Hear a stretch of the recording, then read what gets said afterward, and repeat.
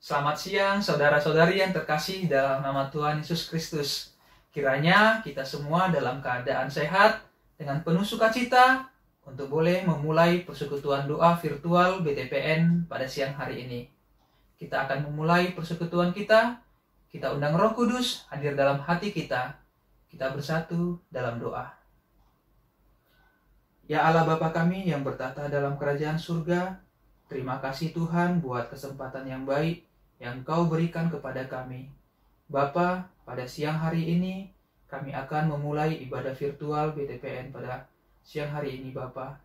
Tuhan hadir dalam hati kami, Tuhan naungi kami untuk boleh bersekutu, memuji, memuliakan nama-Mu.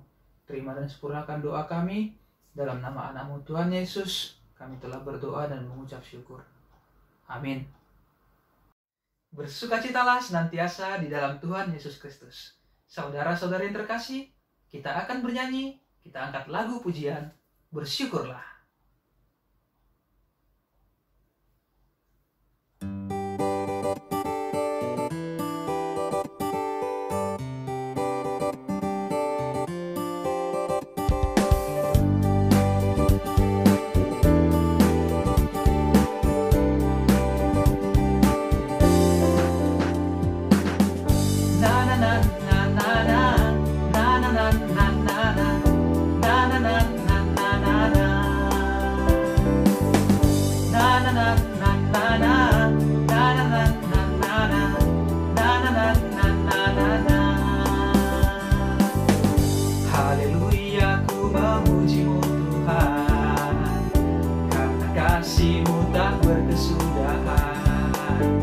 Biar yang bernafas memuji Sang Raja di atas gunung dan di dalam samudra. Tanganku angkat padamu, mensyukuri rahmat yang Kau beri. Kakiku melompat bagimu, sebab rahmat baru setiap pagi. Bersyukurlah kepada Tuhan, sebab Ia baik, bahwasanya untuk selamanya. Kasih setianya, na na na na na na, na na na na na na, na na na na na na na.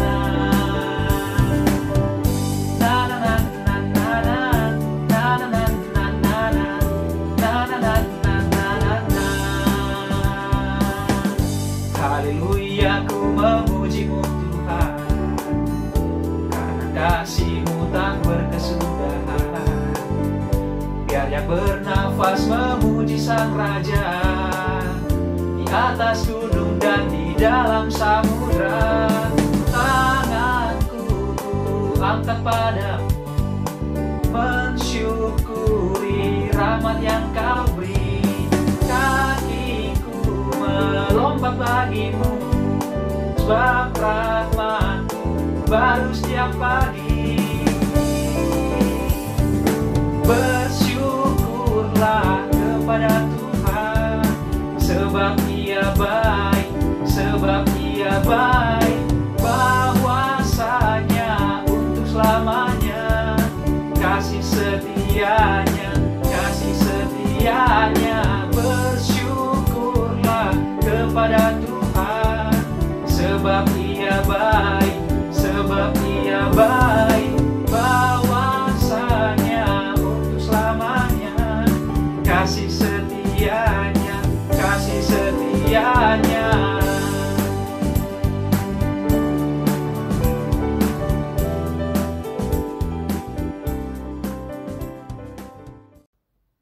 Di masa pandemi seperti ini, terkadang kita merasa takut, cemas, dan khawatir akan hari esok. Tapi yakinlah, kita punya Yesus Kristus. Kita tenang, sebab Tuhan beserta kita. Untuk menyambut firman, kita bawakan pujian Lingku Piku.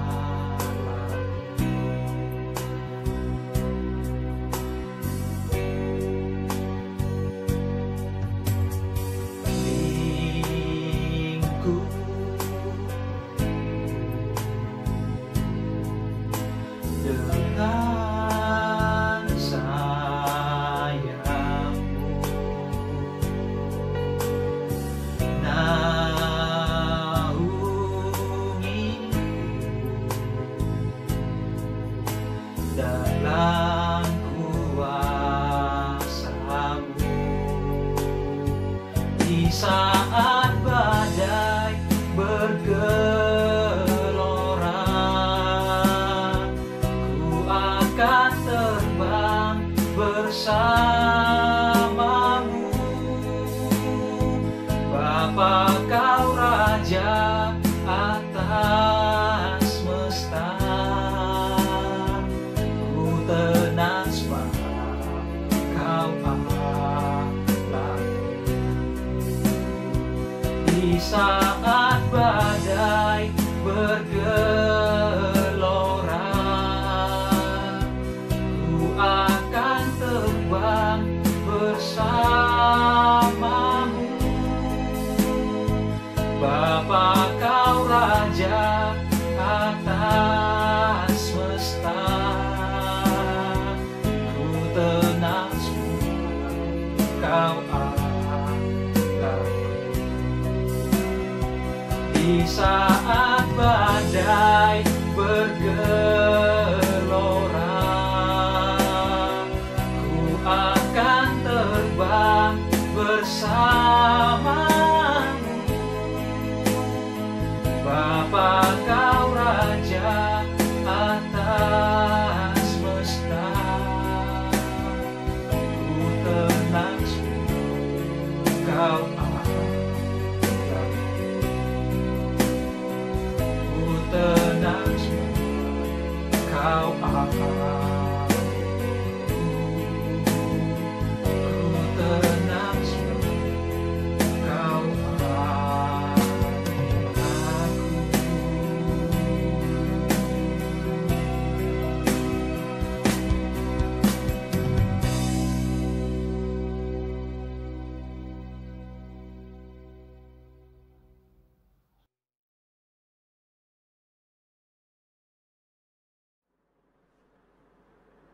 Shalom Bapak Ibu, saya berdoa hari ini Tuhan beri kita hati yang responsif dengan Tuhan untuk kita mengerti apa yang jadi kehendak Tuhan, apa yang mau jadi isi hati Tuhan buat kita, biar kita terbuka dengan teguran dan didikan dari Tuhan. Dan saya berdoa hari ini kita siap untuk makan yang keras yang dari Tuhan ya, karena saya percaya kita semua adalah orang-orang yang dewasa dalam Kristus, dalam Tuhan.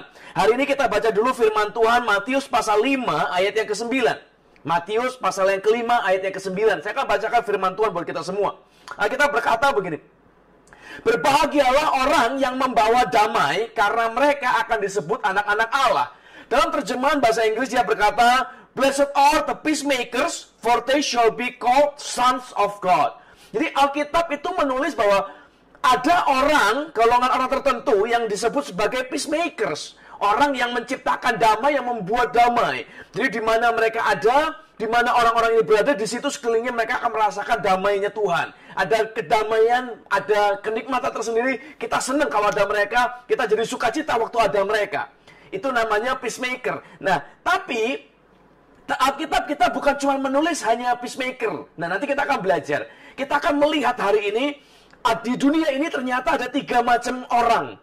Termasuk di antara kita nih. Dan saya berdoa hari ini Tuhan beri kita hati yang lemah lembut untuk kita belajar menerima firman yang dari Tuhan. Ada 3 macam golongan orang dan kita perlu mengerti kita ini ada di golongan yang mana Bapak Ibu. Supaya kita bisa mengerti apa yang sedang Tuhan mau kerjakan. Coba baca dulu sebentar ya. Kita belajar yang pertama dulu. Kitab Amsal pasal 16 ayat yang ke-28. Amsal 16 ayat yang ke-28. Saya bacakan ya buat kita semua ya. Orang yang curang menimbulkan pertengkaran, dan seorang pemfitnah menceraikan sahabat yang karib. Kalau kita baca dalam terjemahan bahasa Indonesia, mungkin kita nggak terlalu mudah untuk menangkap apa isi dari ayat ini. Saya baca dalam terjemahan bahasa Inggrisnya ya Bapak Ibu. Dia berkata begini, Troublemakers start fights, gossips breaks up friendships. Jadi ternyata tadi kita baca Matius pasal 5 ya, ada golongan orang yang disebut sebagai peacemakers. Orang yang menciptakan damai di mana dia ada. Tapi ternyata di bagian yang lain Alkitab kita mengenal golongan orang lain itu sebagai troublemakers. Ini versi Alkitab ya Bapak Ibu. Saya berdoa Anda jangan dengar kata pendeta si A, si B, si C. Pendapat pendeta nggak penting. Tapi apa kata firman itu yang penting. Alkitab ternyata menyatakan ada orang yang memang peacemaker. Dan ada orang yang memang troublemakers. Ada loh Bapak Ibu. Nah, hari ini kita belajar mengenali, kita ini masuk kategori peacemaker apa troublemaker. Kalau tadi saya bilang, ada 3 golongan besar orang di dalam dunia ini. Yang pertama namanya peace breaker. Peace breaker ini ya troublemaker ini. Di mana ada dia, di mana ada orang ini, keadaan jadi panas, keadaan jadi rusak, keadaan jadi rasanya pengen marah, kayaknya tegang terus begitu. Kalau Anda pernah liburan misalnya, lalu ketemu sama orang-orang tipe seperti ini, tipe peace breaker ini, yang harusnya liburan itu happy, yang harusnya liburan itu menyenangkan, bisa berubah, nanti bisa jadi panas, bisa marah-marah. Nanti driver dimarahin, tour leader dimarahin, orang jual dimarahin, orang restoran dimarahin, semua dimarahin, nggak ada yang benar, semua salah jadian. Ini peace breaker. Nah, tapi saya pengen kita mengerti hati-hati Bapak Ibu. Peace breaker versi Alkitab itu seperti apa? Jadi jangan dibayangkan peace breaker atau troublemaker itu orang yang dia suka nipu kita, dia jahatin kita, dia pukul kita, mungkin dia nyakitin kita dan segala macam. Itu troublemaker. Atau orang yang sengaja cari gara-gara dengan kita, itu troublemaker. Belum tentu. Yang mana dulu? Saya sudah bilang, kita hari ini mau belajar secara biblicalnya. Jadi bukan kata pendeta, bukan pendapat pendeta, tapi kata firman. Troublemaker itu seperti apa? Alkitab menulis begini, troublemaker start fights, gossips, break up friendships. Jadi troublemaker itu digandeng dengan gossips. Orang yang suka ngomong, orang yang suka nyeletuk, orang yang suka ngomongin orang lain, yang suka kepoin orang lain, yang suka ngurusin orang lain, itu dibilang sebagai troublemaker, Bapak Ibu. Paulus menulis bahwa hidup dan mati orang itu dikuasai oleh lidah. Hidup mati kita itu dikuasainya oleh lidah kita ini loh, perkataan kita. Coba perhatikan berapa banyak kita kena masalah, Bapak Ibu, kena perkataan kita. Berapa waktu yang lalu saya ketemu dengan seseorang, dia ini cerita Bapak Ibu. Dia ini, kita dalam masa pandemi ya Bapak Ibu ya. Kita tahu beberapa bulan yang lalu, kita sempat nggak kerja. Lalu kita disuruh kerja dari rumah. Lalu sekarang ada tren yang baru. Nanti karyawan-karyawan mulai diselang-seling. Hari ini masuk, besok libur, hari ini masuk, besok libur. Atau gajinya mulai dipotong separuh dan segala macamnya. Nah, ada salah satu orang dari jemaat kami Bapak Ibu. Dia ini terimbas lah ceritanya. Sekian bulan dia tidak bekerja, dia tidak punya penghasilan, tapi tagihan kan harus terus jalan terus ya. Nah, setelah sekian bulan itu, dia mulai dipanggil lagi sama kantornya. Kantornya mulai panggil, ayo kerja lagi yuk, mulai masuk lagi. Tapi gajinya dipotong, nggak seperti dulu. Gajinya dipotong jadi separuh, 50%. Mau apa tidak? Lalu orang ini berpikir, saya pikir, ya sudahlah daripada nggak ada kerjaan sama sekali, kita dalam keadaan kepepet begini, nggak apa-apa dah saya terima. Yang penting bersyukur, masih ada pekerjaan, masih ada income. Masih bersyukur loh Bapak Ibu. Lalu singkat cerita, dia mulai bekerja, dia mulai menjalani hari-hari seperti biasa. Lalu kemudian suatu hari dia pulang ke rumah, datanglah seseorang, temannya dia ke rumah, ngobrol ceritanya, lalu ditanya, kamu kerja apa tidak? Dia bilang, puji Tuhan, aku kerja. Masih ada pekerjaan, Tuhan masih izinkan saya, Tuhan masih berkati saya dengan gaji dan segala macamnya. Masih bisa lah, masih hidup. Lalu temannya nanya, loh berapa gajimu sekarang? Kamu setiap bulan dapat berapa? Lalu dia ngomong, dia cerita, oh gaji saya dipotong 50% karena keadaannya susah dan segala macam, bla bla bla bla, dia cerita. Lalu temennya itu nyeletuk Bapak Ibu, cuman ngomong, dia bilang begini, loh kok dikit sekali, apa cukupkah? Gara-gara ngomong begitu, lalu dia mulai berpikir, temennya sih gampang, dia cuma ngomong, lu cukupkah? Lalu dia pulang. Begitu temennya pulang, orang ini mulai berpikir, yang dari awalnya dia bersyukur, dia berkata, Tuhan terima kasih karena Tuhan masih izinkan aku bekerja, Tuhan masih izinkan aku punya pekerjaan, Tuhan masih berkati hidupku. Tapi gara-gara temennya ngomong begitu, dia mulai berpikir, iya ya, nggak cukup loh kalau dipaksa-paksain. Enak perusahaannya ya, enak kantornya ya, dia dapat tenagaku, aku bekerja, aku mati-matian, tapi cuman keluarinnya gajiku cuma separuh. Ini nggak adil. Lalu dia mulai berpikir, yang dari awalnya bersyukur mulai berubah. Dia mulai kecewa, mulai pahit, kerjaannya mulai males-malesan, dia mulai nggak respect dengan bosnya dan segala macam. Sampai singkat cerita dia memutuskan, lebih baik aku resign daripada aku dipermainkan di sini. Daripada aku nggak dihargai di sini, aku mundur. Singkat cerita dia resign Bapak Ibu, dan sampai sekarang dia nggak dapat pekerjaan yang baru. Yang awalnya dia bersyukur, dia menikmati berkat Tuhan, dia masih punya penghasilan, dia masih bisa bayar uang sekolah, dia bayar listrik, bayar segala macam. Sekarang nggak bisa, nggak punya penghasilan, hidup kesusahan, setengah mati, berantem terus dengan istri, dengan anak, dengan mertua. Gara-gara ada satu orang yang suka ngomong dan gak pikir panjang apa yang dia omong itu akan berakibat apa, nyeletuk begitu rupa, rusak. Ini yang dibilang Alkitab sebagai troublemaker ya ini loh. Kita ini kadang gak ngurusin hidup diri sendiri, ngurusin hidup orang. Hidup kita belum tentu kelar, hidup kita belum tentu beres, kita ngurusin orang. Oh, kita ngomongin si A, kita ngomongin si B, kita ngomongin si C dan segala macam. Akhirnya omongan kita jadi gak karuan, Bapak Ibu. Ada satu lagi yang lain, satu jemaat kami, dia pergi kondangan karena saudaranya menikah. Dia pergi ke sana, dia belum menikah Bapak Ibu. Dia perempuan, umur 30-an tahun sekian. Lalu dia pergi karena saudaranya menikah. Begitu di tempat pernikahan, dia ini waktu datang happy. Dandan, pakai baju bagus dan segala macamnya. Begitu nyampe di tempat resepsi, ada orang yang nanya, kamu kapan? Kan sudah usianya 30, kapan giliranmu? Kenapa nggak nikah-nikah? Ditanya sekali, dia masih oke lah. Oh, nanti kalau Tuhan memang ketemukan, Tuhan izinkan, ya menikah. Tapi belum tahu kapan, belum tahu dengan siapa. Lalu kedua kali ada yang nanya lagi, kamu kapan gilirannya? Kamu kan sudah usia 3, dan segala macamnya. Singkat cerita, 1 kali, 2 kali, 3 kali ditanya, 4 kali, 5 kali ditanya. Orang ini tiba-tiba pulang, Bapak Ibu. Dia nggak lanjutkan resepsinya, dia nggak ikut pesta, dia nggak ikut makan, dia pulang hati panas, hati gelisah. Lalu dia mulai kecewa dengan diri sendiri. Kenapa aku nggak menikah? Kenapa orang lain menikah, teman-temanku menikah, saudaraku menikah, tapi aku nggak menikah? Sampai akhirnya dia mau berencana bunuh diri, Bapak Ibu. Gara-gara ada orang yang nanyain dia kapan menikah. Dan saya mau beritahu sesuatu ya. Umur 30 itu bukan usia terlambat untuk seorang wanita menikah atau tidak menikah. Tidak loh. Menikah atau tidak menikah itu bukan masalah usia umur. Jangan kejar-kejaran, Bapak Ibu. Kalau Anda kejar-kejaran usia terus dapat orang yang salah, menyesal seumur hidup kita. Masih panjang, jalanilah, percaya Tuhan. Kalau Tuhan izinkan ketemu kita dengan orang yang benar, pasti orang itu dari Tuhan. Dan memang waktunya tidak selalu sama dengan waktu kita. Tapi percaya pasti dari yang dari Tuhan, pasti yang terbaik, Bapak Ibu. Dari omongan, kapan menikah, orang jadi pahit tadi mau bunuh diri karena dia kecewa, dia merasa dirinya gagal. Karena dia merasa dirinya tertolak, orang nggak ada yang mau dengan dia. Dia merasa dirinya jelek dan segala macam. Kalau sampai nanti dia menikah, nanti orang akan nanya lagi, kapan punya anak? Kalau sudah punya anak pertama, orang nanya lagi, kapan yang kedua? Kapan nyusul? Gak kelar-kelar, Bapak. Masalah kita kebanyakan itu munculnya dari mulut loh. Kita nyeletuk, kena masalah. Atau kita dengar orang ngomong, pahit di kuping, pahit di hati, pahit di pikiran, hidup kita berantakan. Yang ngomong nggak ingat lagi sudah, Bapak Ibu. Dia habis ngomongin kita, dia habis nyakitin kita, dia udah lupa.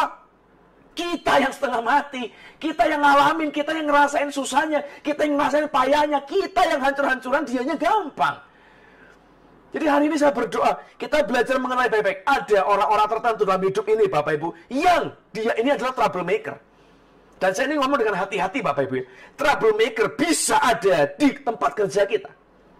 Partner bisnis kita bisa jadi troublemaker. Atau di gereja mungkin. Ada troublemaker? Ada. Pasti ada. Karena Alkitab menulisnya. Ada golongan orang-orang yang troublemakers. Kalau nggak ada, nggak mungkin ditulis di Alkitab. Tapi kalau ditulis di Alkitab, berarti ada. Di gereja ada troublemakers. Di keluarga kita ada troublemakers, Bapak Ibu.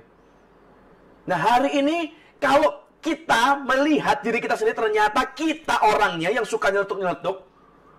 Kita orang yang suka kepoin orang lain. Kita orang yang suka ngomongin orang lain. Kita orang yang suka bergosipin orang lain. Membicarakan kejelekan orang-orang lain. Hati-hati, saya berdoa kita bisa bertobat hari ini, Bapak. Kalau tidak, sesuatu akan terjadi. Alkitab menulis nanti. Coba baca baik-baik ya. Amsal 22 ayat yang ke-10. Amsal 22 ayat yang ke-10. Saya baca dalam terjemahan bahasa Inggrisnya ya, Bapak Ibu ya, karena lebih jelas, lebih bagus sekali. Dalam terjemahan Amsal 22 ayat 10 dia berkata begini, kick out the troublemakers and things will quiet down. Saya ulang baik-baik ya. Kick out the troublemakers and things will quiet down. Tendanglah keluar si troublemaker itu, maka semua masalah kita akan quiet down. Tenang, kita nggak punya masalah panjang lebar, Bapak Ibu. Kita nggak ruwet sendiri hidup kita. Kick out. Ingat baik-baik. Jangan dengar kata pendeta. Pendapat pendeta ABCD itu nggak penting, tapi kata firman. Dan ini bukan saya yang ngomong. Ayo Bapak Ibu tendanglah, tidak. Ini Alkitab bilang, kick out the troublemakers. Dan saya berdoa hari ini. Kalau seandainya di tempat kerja kita, kita ketemu ada troublemakers. Atau di gereja, kita ketemu ada troublemakers. Kira-kira apa yang akan dilakukan Bapak Ibu?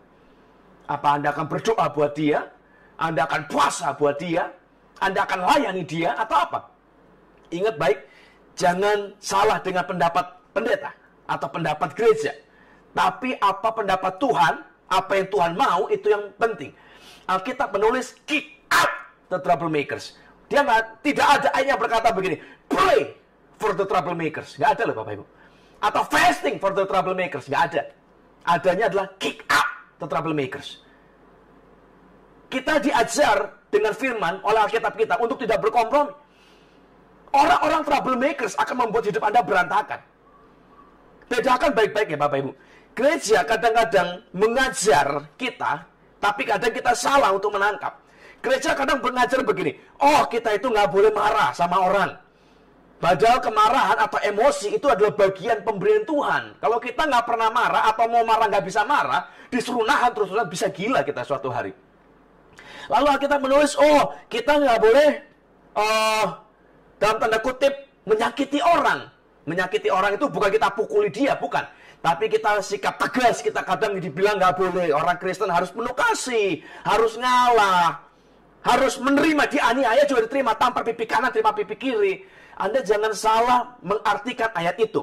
Ayat itu punya konteks. Bukan kita lagi makan, diam-diam di kantin, terus digampar orang pipi kanan, kita bilang, ini lagi yang pipi kiri. Enggak loh Bapak Ibu. Ada konteksnya. Tentang pembalasan, tentang balas dendam dan segala macam. Tentang apa yang kita bisa beri buat orang untuk membuat orang itu kenal Kristus dan segala macam. Ada konteksnya. Jadi jangan diambil mentah-mentah ditelan, lalu kita bilang orang Kristen nggak boleh. Walaupun disehati, walaupun disakiti, walaupun ada troublemaker, harus terus didoakan. Nggak ada ayatnya. Jadi jangan salah. Kita disuruh tegas dengan firman, dengan kebenaran. Jangan kompromi. Alkitab menulis kick out the troublemakers. Karena orang-orang troublemakers, kalau dibiarkan dalam hidup kita, akan mendatangkan kehancuran yang besar. Akan mendatangkan kerusakan yang ajaib dalam hidup kita. Kalau Anda pernah baca, ini sekilas saja ya. Kalau Anda pernah baca kisahnya Daud dan Salomo, Anda akan mendapati betapa berbeda sekali nasib rakyat, nasib Israel di tangan dua raja ini. Di tangan Raja Daud, bangsa ini tidak pernah berhenti berperang Bapak Ibu. Dari awal Daud naik tahta sampai Daud mati, perang tidak pernah berhenti. Dan satu-satunya sepanjang sejarah Israel ada pernah terjadi perang saudara, itu di zamannya Daud. Daud dikudeta oleh anaknya sendiri Absalom, sampai istri-istri diambil, digagahi di atas soto rumah, di atas genteng rumah, semua orang bisa lihat dan segala macamnya, dipermalukan begitu rupa. Kenapa? Karena Daud itu sangat kompromi. Waktu Absalom mau berkhianat, dia mau kudeta, Alkitab menulis itu bukan terjadi dalam satu hari Bapak Ibu. Itu terjadi selama 4 tahun sebelumnya. Jadi selama 4 tahun sebelumnya setiap hari Absalom itu berdiri di depan pintu gerbang kota, di depan pintu pengadilan, dan dia cium semua orang yang mau masuk pengadilan dan dia berkata, Raja Daud, bapakku itu, dia tidak peduli akan perkaramu. Tapi kalau aku jadi raja, aku akan memberikan kebenaranmu, aku memberikan keadilan buatmu, aku akan bela perkaramu. Selama 4 tahun Bapak Ibu dia ngomong. Dia jelekin Daud, dia tinggikan dirinya. Apakah Daud nggak tahu? Tahu Bapak Ibu. Karena dia melakukannya di depan umum. Dia melakukannya di depan pintu gerbang kota, di depan pintu pengadilan. Dia ngomong terang-terangan, tapi Daud tidak peduli. Daud tutup mata, Daud kompromi. Sudahlah, troublemaker. Aduh, saudara sendiri nggak enak lah. Kita apa isi? Kan nggak sungkan ya. Udah biarinlah. Dibiarin Bapak Ibu. Sampai suatu hari beneran kudeta. Lalu Absalom menyerbu ke istana, lalu Daud berkata, sudah kita lari saja daripada nanti ada apa-apa. Padahal hari itu Daud, pahlawan, tentara-tentaranya semua itu di pihak Daud. Jadi kalau perang pasti Daud menang Bapak Ibu.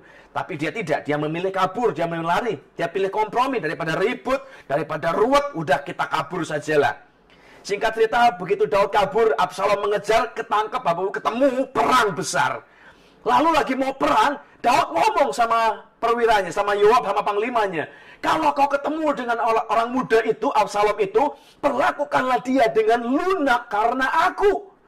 Anda bayangkan ya, ada 2 orang lagi perang, lalu yang satu nggak boleh mukul, suruh perlaku lunak. Yang kalem-kalem saja, tenang-tenang saja, jangan disakiti, karena itu Absalom, kasihan. Anda bayangkan kira-kira bagaimana? Kalau Anda lagi disuruh berantem gitu, tawuran gitu ya, sama bang sebelah misalnya, lalu saya bilang begini, yang dari BTPN tolong jangan mukul ya, tolong jangan nendang ya, jangan nyakitin musuh, kita harus penuh kasih. Anda jadi apa kira-kira pulang ntar? Bonyok semua Bapak Ibu. Berantakan lah. Dan pada zaman sejarahnya, Anda bisa baca nanti di Alkitab, satu kali dan satu-satunya pernah terjadi seorang raja ditolak perang sama prajurit sendiri, itu Daud. Dan pertama kali seorang raja dimaki, dimarahin oleh panglimanya sendiri, itu Daud. Yoab sampai ngomong, hari ini aku tahu bahwa kau lebih mengasihi orang yang benci padamu daripada kami yang berjuang untukmu. Dan aku tahu kalau seandainya hari ini kami mati dan dia hidup, si Absalom itu, bagimu itu baik. Kan keterlaluan Bapak Ibu. Tapi begitu Daud mati, naiklah naiklah Salomo jadi raja. Dari zaman Salomo naik tahta sampai pada matinya Salomo, 40 tahun masa pemerintahan Salomo, tidak ada satu kali pun perang. Kenapa? Karena Salomo tidak berkompromi. Ketemu troublemaker, diberesin semuanya. Di kick out semuanya. Adonia datang dengan permintaan untuk mengambil istri Daud. Ibu tirinya sendiri mau diambil jadi istrinya. Dia mau merebut tahta. Dan begitu Salomo tahu, Adonia dibunuh. Yoab panglima yang dari memihak Daud berpindah kepada dia, dibunuh. Imam Abiatar, imam itu yang mengangkat raja. Jadi yang harusnya mengangkat dan memberhentikan raja itu adalah Imam Abiatar. Tapi imam tidak mau angkat Salomo karena dia memilih Adonia. Diasingkan dia ke Anatot, ke tanahnya sendiri. Semua orang yang berhubungan dengan itu semua diberesin. Di kick out. Nah saya ngomongnya hati-hati Bapak Ibu. Kalau di gereja ada yang troublemaker, kick out lah. Kalau di tempat kerja troublemaker, kick out lah. Kalau dia jadi masalah ini, kalau troublemakernya suami, nggak bisa di kick out. Kalau troublemakernya istri, nggak bisa di kick out. Kalau troublemakernya orang tua, nggak bisa di kick out. Anak, nggak bisa di kick out. Dan nanti kita belajar terus ngapain kita. Tapi di luar status yang melekat dekat dengan kita, kick out. Tendanglah keluar. Karena itu yang firman Tuhan bilang ya itu. Jadi jangan berkompromi. Kick out the troublemakers and things will quiet down. Semuanya akan tenang Bapak Ibu. Semuanya akan beres. Jadi saya berdoa hari ini kita mulai bisa mengenali siapa orang-orang troublemaker dalam hidup ini. Kita mulai mengenali kalau kita yang termasuk dalamnya, yang kita suka ngomong, kita suka nyeletuk, bertobat hari ini. Troublemaker itu jangan Anda bayangkan begini. Loh, itu kan jemaat, nggak boleh diusir, nggak boleh di kick out. Belum tentu loh Bapak Ibu. Yang namanya troublemaker itu bukan jemaat. Dalam tanda kutip ya, statusnya ya. Kalau Anda baca di Alkitab, kita sering analogikan, ada namanya kambing dan domba. Kambing itu yang suka nyeruduk, kambing itu yang memang nggak diomongin, itu yang Tuhan bilang, yang golongan kambing masuk ke dalam penjara paling dalam, di mana ada ratapan dan gertak gigi. Itu kambing. Tapi ada domba. Nah, di gereja, atau di tempat kerja kita, atau di kantor kita, di pelayanan kita misalnya, kadang ada kalangan domba yang sedang sakit dengan masalahnya, dengan kehidupannya, yang sedang terluka. Domba yang terluka, domba yang sakit, domba yang stres, domba yang depresi mungkin, domba yang sedang butuh pertolongan ada. Tapi ada juga kambing yang nggak bisa diapa-apain, memang tujuannya salah. Dia datang ke gereja bukan untuk cari kebenaran, dia datang ke gereja untuk cari yang lain. Dia cari pembenaran buat dirinya sendiri. Ada orang yang datang ke tempat kerja bukan untuk bekerja, namanya kita kerja itu adalah memberikan bagian hidup kita untuk perusahaan kita, untuk kantor kita, untuk memberi sumbangsi kita supaya perusahaan maju, supaya pekerjaan kita bisa diberkati, dan kita dapat impact in return, dapat hasil, dapat upah, dapat gaji, dapat bagian untuk kehidupan kita. Ada orang-orang, tapi kalau kambing, ada orang yang memang tidak. Dia datang ke tempat kerja untuk ngusir, untuk ngerusak, untuk habis-habisan. Ada. Untuk ngambil, untuk korupsi, ada Bapak Ibu. Lah terus yang membedakan dari mana? Golongan kambing itu adalah golongan yang tidak bisa dikasih tahu. Kalau kita buat kesalahan, ada orang nyeletuk-nyeletuk, orang ngomongin si B, ngomongin si C, ngomongin si bos, ngomongin si ini, si itu. Tapi kalau dia dikasih tahu, stop, dan dia bisa dan mau berhenti, itu golongan golongan domba yang mungkin sedang terluka, mungkin sedang kecewa, mungkin sedang pahit hatinya, tapi dia bisa diatur, bisa ditegur, bisa diarahkan. Tapi kalau golongan kambing ditegur nggak bisa, dikasih tahu nggak mau, merasa dirinya paling benar, merasa dirinya paling pinter, rusak, susah. Itu kambing, dan itulah troublemakernya. Jadi kalau ada orang yang kelihatannya ngomongin terus, salah terus, nyari gara-gara terus, jangan keburu di kick out pertama. Ditegur dulu. Kalau ditegur nggak bisa, kick out. Berarti dia golongan kambing memang. Ada gandum yang ilalang. Gandum yang rusak ada. Gandum yang kadang bentuknya salah ada.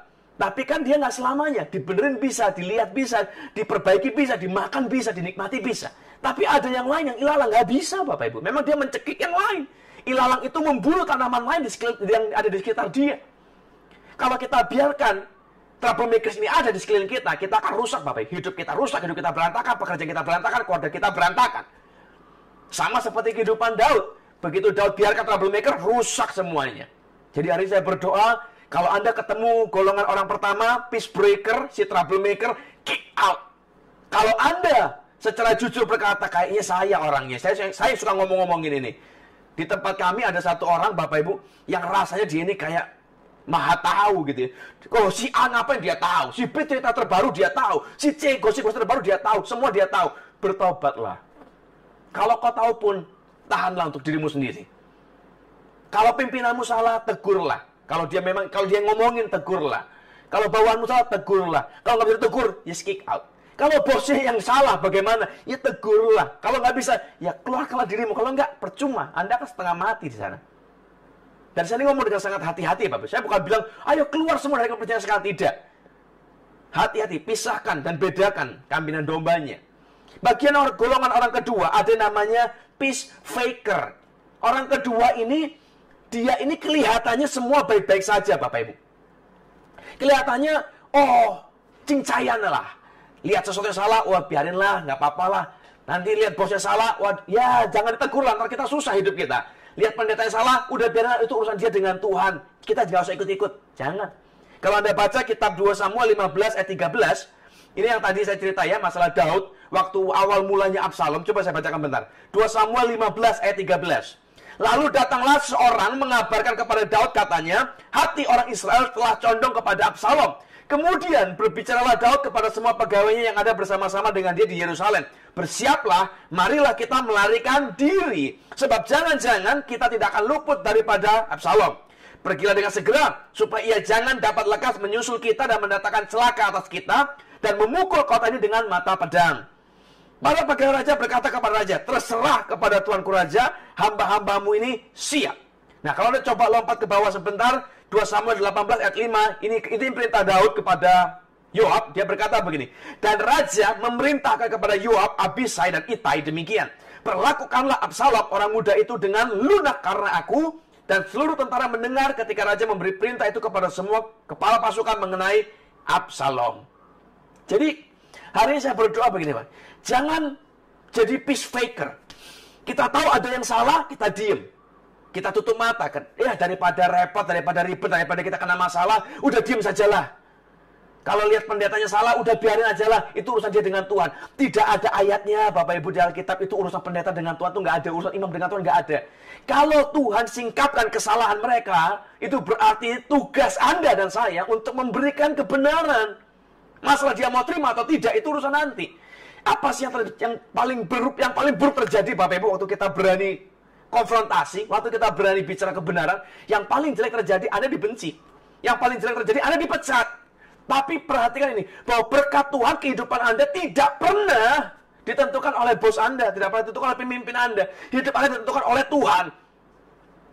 Alkitab berkata bahwa aku Tuhan yang memberkati engkau dan aku bakal memberkati orang yang kukasih pada waktu dia tidur.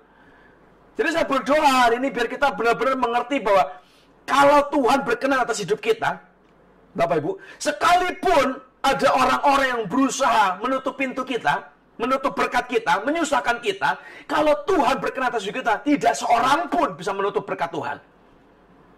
Tapi kebalikan, kalau Tuhan tidak berkenan atas hidup kita, kita menutupinya dengan kesalahan, kita menutupinya dengan dosa. Sekalipun ada orang berbaik hati mau tolong kita, ada orang mau topang kita, ada orang mau berkati kita, kalau Tuhan tidak berkenan, dia tutup pintu kita, tidak seorang pun yang bisa buka. Jadi hari ini saya berdoa baik-baik. Jangan sekedar faking. oh nggak mau repot, nggak mau konfrontasi, nggak mau negur, daripada ruwet, daripada ribut, sudahlah kita diam saja. Kelihatannya aman, Bapak Ibu. Kelihatannya damai hari itu, saat itu. Tapi percaya sesuatu, cepat atau lambat, semua yang dipalsukan, diamnya kita pasti mendatangkan kehancuran dalam hidup kita. Pasti, Bapak Ibu. Coba buka sebentar ya. 2 Samuel 19 ayat 5. Ini yang waktu Yoab marah dengan Daud. Dia berkata begini, masuklah Yoab menghadap raja di kediamannya setelah berkata, pada hari ini engkau mempermalukan semua hambamu yang telah menyelamatkan nyawamu. Jadi ini prajurit-prajurit menyelamatkan nyawa Daud, nyawa istrimu, anakmu laki-laki, anakmu perempuan, dan nyawa istrimu dan nyawa gundik-gundikmu, dengan mencintai orang yang benci padamu dan membenci orang yang cinta padamu. Karena pada hari ini kau menunjukkan pada panglima-panglima dan pada anak buah tidak berarti apa-apa bagimu. Bahkan aku mengerti pada hari ini bahwa seandainya Absalom masih hidup dan kami semua mati, hal itu kau pandang baik. Dan kita tahu kisah hidup Daud habis-habisan, Bapak Ibu. Anaknya kudeta dia, anak sama anak saling memperkosa, dia kehilangan tahta, istrinya dipermalukan, keluarganya dipermalukan, pedang tidak pernah menghindar, tidak pernah keluar dari kehidupan keluarga Daud dengan keturunannya. Itu sebuah harga yang dibayar dari komprominya dia. Jadi hari ini kalau Anda lihat sesuatu yang salah, luruskan, benarkan. Anda ketemu troublemaker, tegurlah. Kick out. Kalau Anda diam, kelihatannya sekarang ini baik, kelihatannya sekarang ini damai, tapi cepat atau lambat, kehancuran pasti akan mendatangi Anda. Jadi saya berdoa sungguh-sungguh ada Bapak. Hati-hati dengan yang peace breaker. Dan hati-hati dengan peace faker. Sampai kita ketemu orang ketiga, namanya peace makers. Orang yang membuat damai, bukan orang yang membawa damai. Sangat berbeda, Bapak. Orang yang membuat itu berarti dalam keadaan seperti apapun, tidak peduli situasinya atau keadaannya atau kondisinya, dia membuat damai, dia producing. Di mana ada dia, ya inilah hasilnya. Produknya adalah peace, damai itu. Coba baca bentar ya. Waktu Alkitab menulis, blessed are the peacemaker, for they shall be called sons of God. Ada orang-orang yang disebut sebagai anak-anak Allah, itulah yang namanya peacemaker. Nah, peacemaker ini, kalau ditanya, Bapak Ibu, kira-kira Anda itu masuk golongan yang mana? Peace breaker, peace faker, atau peacemakers? Yang mana? Kadang kita suka ngomong, oh, saya mah yang maker, Pak. Saya yang peacemaker. Saya baik orangnya, saya nggak pernah jahatin orang. Oh, kalau orang baik sama saya baik banget sama dia. Tapi biasanya ada embel-embel. Tapi kalau orang jahat sama saya lebih jahat lagi sama dia. Itu namanya jahat, Pak. Itu namanya jahat, Bu. Peacemakers itu bukan perasaan. Bukan rasanya saya baik, rasanya saya nggak buat jahat. Bukan. Tapi kembali lagi, kata pendeta, kata orang itu nggak penting, pendapat kita. Tapi apa kata Tuhan itu penting.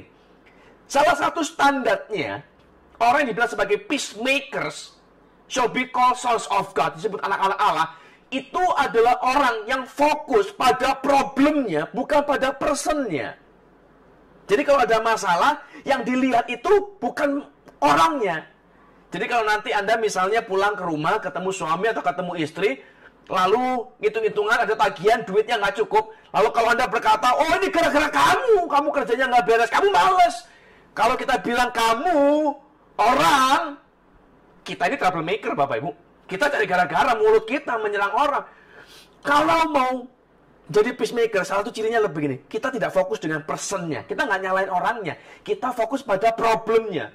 Kalau problemnya adalah kurang duit, jangan nyalain pasangannya, jangan nyalain orangnya. Ayo kita cari bagaimana caranya sekarang.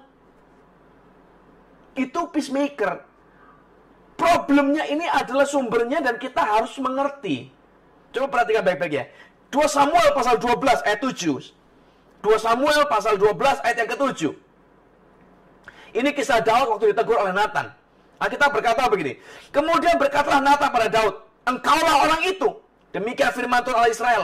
Aku yang mengurapi engkau menjadi raja atas Israel, dan aku yang melepaskan engkau dari tangan Saul. Telah kuberikan isi rumah tuanmu kepadamu, dan istri-istri tuanmu dalam pangkuanmu. Aku telah memberikan kepadamu kaum Israel dan Yehuda.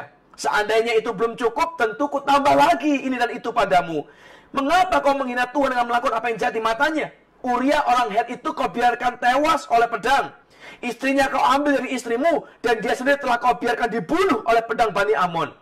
Oleh sebab itu pedang tidak akan menyingkir dari keturunanmu sampai selamanya, karena engkau telah menghina aku dan mengambil istri Uria orang Het itu untuk menjadi istrimu. Dan beginilah firman Tuhan, bahwasanya malapetaka akan kutimpakan ke atasmu yang datang dari kaum keluargamu sendiri. Aku akan mengambil istri-istrimu di depan matamu dan memberikannya kepada orang lain. Orang itu akan tidur dengan istri-istrimu di siang hari. Ini Absalom, Bapak Ibu. Sebab engkau telah melakukannya dengan sembunyi, tetapi aku akan melakukan hal itu di depan seluruh Israel secara terang-terangan. Perhatikan ya, Daud berbuat salah. Dia bunuh Uria, dia ambil Betsheba. Itu dosanya, itu masalahnya, itu problemnya. Lalu datanglah Nathan menegur Daud. Waktu ditegur, Daud nggak bilang begini, ya kamu sih kenapa nggak ngomong dari awal, kenapa nggak ngingetin dari awal? Oh dia sih, itu yang penjaga genteng, kenapa nggak nutup waktu tahu ada orang mandi? Oh salahnya si Betsheba dong, kenapa dia mandi, kenapa dia nggak lihat? Dia nggak salahin orang, Bapak Ibu. Dia nggak blaming orang. Tapi yang dilakukan ini, ayat 13 dia berkata, lalu berkatalah Daud pada Nathan, aku sudah berdosa kepada Tuhan. Dia bilang, Tuhan, betul yang kau bilang, aku salah, aku berdosa. Dia nggak blaming others, Bapak Ibu. Ini peacemakers. Kenapa Tuhan ngomong Alkitab menulis, aku telah mendapatkan Daud bin Isai, seorang yang berkenan di hatiku, padahal Daud itu tidak sempurna. Daud itu melakukan berdosa-dosa besar. Kalau dibilang dosanya Daud dengan dosanya Saul, jauh lebih besar dan lebih banyak Daud, Bapak Ibu. Daud bunuh orang, ambil istrinya, dia bermain trik dan intrik dan begitu rupa. Saul itu tidak pernah merebut istri orang. Saul tidak pernah dengan sengaja menjebak orang supaya mati. Kesalahan Saul itu, waktu dia disuruh menunggu Tuhan, dia nggak mau, dia persembahkan korban sendiri. Waktu dia kepingin dihargai, dia kepingin naik, dia nggak melakukan kehendak Tuhan, keluarlah dia. Secara perhitungan berat dosa, Daud itu berat sekali loh Bapak Ibu. Tapi Tuhan berkenan, kenapa? Karena dia peacemaker, hatinya tidak fokus dengan orang. Waktu dia ditegur, dia mengaku, aku salah, aku berdosa. Dan perhatikan Alkitab kita. Dan Nathan berkata kepada Daud, Tuhan telah menjauhkan dosamu itu, engkau tidak akan mati. Karena dia fokus dengan problemnya, bukan fokus blaming orang, Tuhan memberi pengampunan, kau tidak akan mati. Tapi tetap konsekuensinya akan ada, cuman dikasih pengampunan. Dan hari saya berdoa Bapak Ibu, ayo kita berubah jadi peacemaker Bapak Ibu. Fokuslah dengan masalahnya. Gak ada kok orang-orang suami kita misalnya. Gak ada suami-suami yang bercita-cita nanti kalau aku menikah, punya rumah tangga, aku kepingin istriku menderita sengsara, miskin, gembel. Gak ada Bapak Ibu. Semua suami dimanapun, coba tanyalah. Semua orang suami-suami dimanapun pasti kepingin lihat istrinya happy. Pasti kepingin lihat anak-anaknya happy. Pasti kepingin lihat anaknya, istrinya sejahtera. Pasti. Kebalikan para istri. Sama. Nggak mungkin ada seorang istri yang bercita-cita nanti kalau aku menikah, aku kepingin cerewetin suamiku sampai dia stroke. Nggak ada. Semua orang menikah pasti kepingin kalau aku jadi istri, aku pengen jadi istri yang baik, jadi seorang penolong, jadi punya rumah tangga yang happily ever after, kita bahagia selamanya. Jadi kalau hari ini ternyata ada masalah, rumah tangga kita bangkrut, rumah tangga kita retak, pasti bukan cita-cita pasangan kita, bukan. Ada sesuatu yang terjadi, dan jangan fokus dengan personnya, fokuslah dengan masalahnya. Hari ini, di Bandung, saya baru baca berita di detik.com, Bapak Ibu, ada 150 gugatan cerai setiap hari. Setiap hari, Bapak Ibu. Di Bandung saja. 150 orang loh. 150 pasang yang akan bercerai setiap hari. Kenapa? Karena mereka punya masalah. Ditanya, oh mereka punya masalah pergumulan ekonomi karena lagi pandemi, semua orang lagi susah. Bukan salah suamimu kalau nggak ada duitnya. Tapi saya juga bukan nyalain istrinya. Oh berarti kamu mati? Enggak juga. Uang itu realistis. Memang kita butuh, semua butuh. Tapi dalam kondisi begini, jangan nyalain orangnya. Ayo sama-sama. Apa yang bisa kita kerjakan? Ada 2 orang. Ayo mau masak, jual bakmi. Apa? Fokuslah pada masalahnya, bukan fokus pada personnya. Jadi don't blame others. Ciri pertama seorang peacemaker, dia tidak fokus dengan orang. Dia fokus pada masalah. Ciri kedua, seorang peacemaker, dia fokus pada relationship, bukan resolution. Relationship, hubungan, itu yang akan menentukan segalanya, Bapak Ibu. Contoh ya, kalau seandainya saya punya pembantu yang sangat baik, dia kerjanya bagus, rajin, semua baik. Lalu saya punya anak. Anggaplah anakku ini nakal, Bapak Ibu. Saya punya anak masih umur 5 tahun. Ini luar biasa memang. Disuruh makan, lamanya bukan biasa. Disuruh bikin PR, nggak mau. Disuruh sekolah, males. Dia nggak pengen sekolah, dia nggak mau sekolah. Kemarin ditanya, nanti kalau lulus TK mau ngapain? I quit. Nggak mau sekolah lagi, selesai sudah. Ngawur-ngawuran ini. Dia nggak suka. Kalau ngomong Badung, ya Badung memang. Nanti kalau suruh mandi, dia bisa menghilang, tak kemana. Sejam lagi baru balik, ntar dia main sepeda, dia muter-muter. Wah, panjang lebar. Tapi, kalau seandainya saya mati, Bapak Ibu, saya bikin warisan, kira-kira warisan saya, harta saya, rumah saya, mobil saya, kira-kira jatuh ke siapa? Ke pembantu yang baik hati, atau ke anak yang Badung ini? Pasti kan ke sini. Bukan karena kebaikan dia, tapi karena statusnya menentukan segalanya. Hari ini sama. Kita mau masuk surga, itu bukan karena perbuatan baik kita, Bapak Ibu. Kita pengen menikmati berkat Tuhan itu bukan karena perbuatan baik kita, tapi karena status kita sebagai anak Allah. Kita diberi kuasa untuk menjadi anak Tuhan. Kita menerima kebaikan. Tadi di awal saya bilang, kalau ada troublemaker di kantor, di kick out gampang, Bapak Ibu. Di gereja gampang. Yang susah waktu troublemaker itu ada di keluarga. Orang tua kita, anak kita, suami kita, istri kita. Tidak bisa di kick out. Jadi nanti jangan pelan-pelan terus cerai kick out dia karena kita ngomong kick out. Tidak loh. Karena relationship itu above all, di atas segala yang lain. Relationship itu, hubungan itulah yang akan menentukan keselamatan kita. Hubungan itulah yang membuat kita mudah untuk mengampuni orang lain. Hubungan itu yang membuat kita mengasihi. Dan kasih itu menutupi segala pelanggaran. Kalau kita bisa satu, bukan lihat personnya, kita lihat masalahnya, dan kita lihat relationship-nya, hidup kita akan lebih baik, Bapak Ibu. Kita akan mudah untuk mengampuni. Kita nggak pahit dengan suami kita nggak pahit dengan istri kita. Dan saya mengerti, orang yang paling sering menyakiti kita, dan yang paling dalam menyakiti kita, itu mesti orang terdekat kita. Istri pasti paling pahit sama suami. Suami paling pahit sama istri. Nggak ada suami pahit sama tukang bakso depan jalan rumah, nggak ada. Kalau kita di jalan, kaki kita keinjek atau kita kesenggol orang, kita mudah, oh maaf mas, maaf mbak, cepet kalau ngomong. Tapi begitu di rumah, mau ngomong maaf sama suami, mau ngomong maaf sama istri, kadang susah, bukan main. Lucu ya? Sama orang asing kita mudah, sama orang gak kenal kita gampang, maaf ya, maaf ya. Sama rumah sendiri, orang yang kita cintai, yang kita bilang, aku mencintaimu sebenarnya duka dan suka, kaya dan miskin, aku tak cinta padamu. Kita susah, kenapa? Karena kita tidak mementingkan relationship. Kita pentingkan resolusi. Aku yang benar, kamu salah. Kalau kita ngomong aku benar, kamu salah, kita ngomong benar dan salah, relationship hilang. Dan itu kehancuran yang lain menanti kita, Bapak Ibu. Saya berdoa sungguh-sungguh hari ini. Fokusnya adalah problem. Bukan personnya, bukan pelakunya, bukan orangnya. Yang kedua, fokusnya adalah resolusi. Relationship, bukan resolusi. Hubungan. Waktu kita bisa berhubungan dengan benar, kita bisa melihat orang yang ditaruh Tuhan di tengah-tengah kita, suami kita adalah bagian dari rencana Tuhan, istri kita adalah bagian dari rencana Tuhan, kita akan mudah mengerti dan mudah mengampuni. Terakhir ya Bapak Ibu, waktu Alkitab menulis, kasih.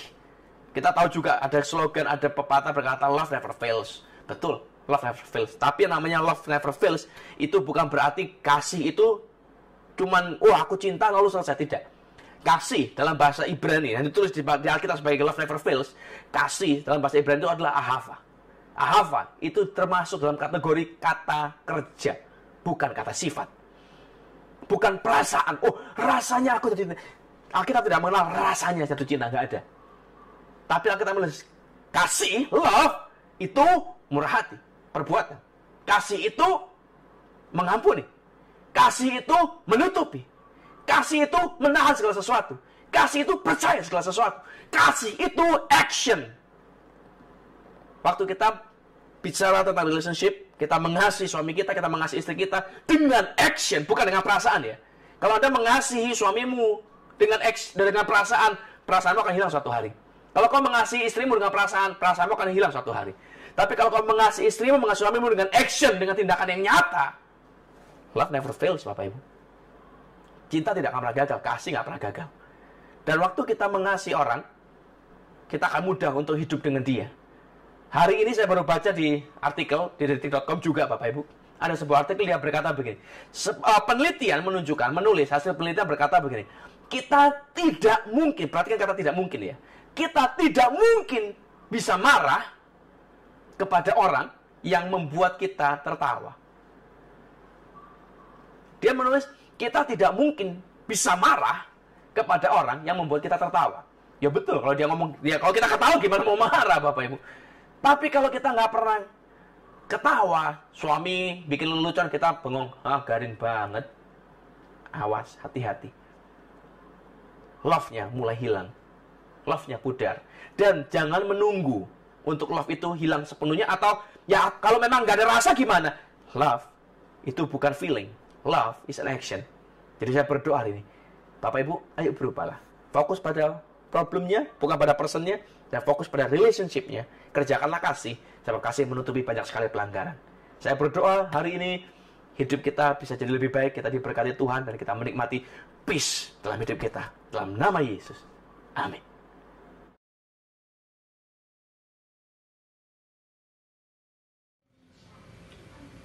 Shalom, selamat siang rekan-rekan terkasih, Persekutuan Doa BTPN, terima kasih untuk kehadirannya pada siang hari ini di sesi ibadah Persekutuan Doa BTPN. Dari tim pengurus PD BTPN, kami juga mengucapkan terima kasih untuk Bapak Pendeta atas firman Tuhan yang sudah diberitakan pada hari ini. Kiranya berkat Tuhan selalu berlimpah untuk Pak Pendeta dan keluarga, serta perlindungan Tuhan selalu menyertai dalam setiap pelayanannya dimanapun berada. Rekan-rekan terkasih, saatnya kita mengumpulkan persembahan. Persembahan pada hari ini dapat ditransfer ke rekening Genius BTPN. Nomor rekeningnya bisa dilihat di bawah ini. Oke. Pengumuman untuk Persekutuan Doa BTPN berikutnya akan dilakukan 2 minggu dari sekarang. Ditunggu hadirannya kembali. Terima kasih. Shalom. Saudara-saudari yang terkasih, persekutuan kita akan selesai. Kiranya ibadah kita siang hari ini berkenan di hadapan Tuhan. Kita akan bernyanyi, kita bawa pujian, sungguh ku bangga Bapa.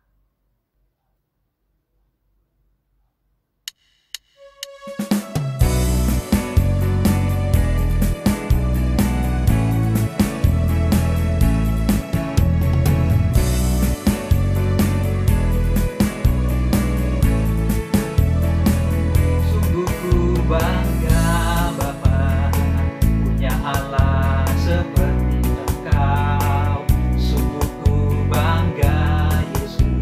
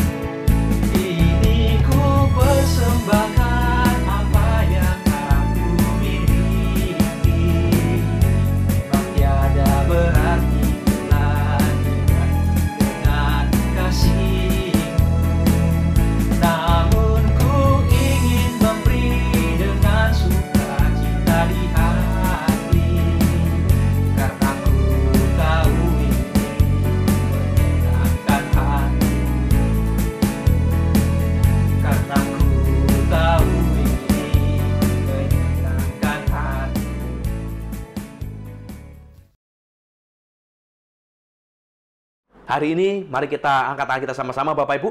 Kita akan akhiri ibadah kita. Kita akan berpisah, tapi saya berdoa Tuhan tetap berkarya dalam hidup setiap kita, tetap bicara buat kita, menegur kita untuk meluruskan jalan kita. Mari kita berdoa, kita angkat tangan kita tinggi-tinggi di hadapan Tuhan. Dan saya undang kita katakan amin yang keras untuk setiap perkataan berkat yang akan saya lepaskan buat kita semua. Sebab amin mengikat janji Tuhan jadi nyata dalam kehidupan kita. Bapa, kami berdoa dan kami percaya dalam nama-Mu, diberkatilah pekerjaan kami. Diberkatilah usaha kami. Apapun yang kami sentuh dan kerjakan dibuat Tuhan berhasil. Biar kami naik jadi kepala bukan ekor. Biar kami jadi orang yang memberi bukan meminta-minta. Biar kami jadi orang yang kelimpahan bukan yang kekurangan. Dan kami terima berkat ini di dalam nama Allah Bapa, Allah Putra, Allah Roh Kudus. Dalam nama Yesus Kristus Tuhan kita katakan amin. Tuhan Yesus memberkati.